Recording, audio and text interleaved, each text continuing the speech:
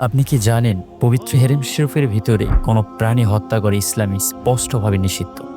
হ্যাঁ, মক্কা ও মদিনার পবিত্র সীমার মধ্যে, যাকে আমরা হারাম এলাকা বলি, সেখানে এমনকি গাছের একটি পাতা ছেঁড়াও গুনাহর কাজ। শিকার করা তো দূরের কথা, একটি পিঁপড়া মারা গেলেও তার জবাবদিহি আছে। কিন্তু জানেন কি, এই নিষেধাজ্ঞার মাঝেও কিছু ব্যতিক্রম আছে, যেগুলো শুনলে আপনি অবাক হবেন। চলুন আজকের এই ভিডিওতে আমরা জেনে নেই হেরেম শরীফের ভিতরে যেসব প্রাণী হত্যা করা বৈধ। ১ নম্বরে সাপ, বিশেষ করে বিষাক্ত সাপ যেগুলো জীবনহানির কারণ হতে পারে, সে সমস্ত সাপকে হেরেম শরীফের ভিতরে দেখা মাত্র হত্যা করা বৈধতা দেয়া হয়েছে।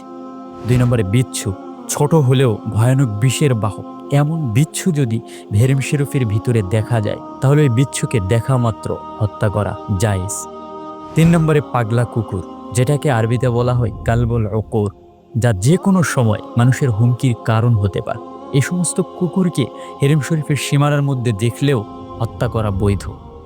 ৪ নম্বরে কাক, যেগুলো পরিবেশের ভারসাম্য নষ্ট করে, এই সমস্ত কাককে হেরেম শরীফের ভিতরে দেখলে হত্যা করা বৈধতা দেওয়া হয়েছে।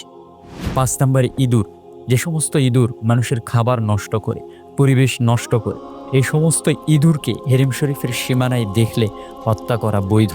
৬ নম্বরে চিল বা শিকারী পাখি, যে সমস্ত শিকারী পাখি ছোট প্রাণীকে আক্রমণ করে এবং নিরাপত্তাহীনতা তৈরি করে, সেই সমস্ত পাখিকেও হত্যা করা বৈধ।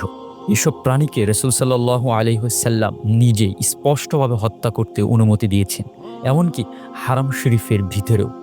অতএব যারা আমরা হজ করতে যাই, তারা অবশ্যই মনে রাখবো এই সমস্ত প্রাণীকে হেরেম শরীফের ভিতরেও হত্যা করা বৈধ। ইসলাম শান্তির ধর্ম, জীবনের নিরাপত্তা নিশ্চিত করাই এর উদ্দেশ্য।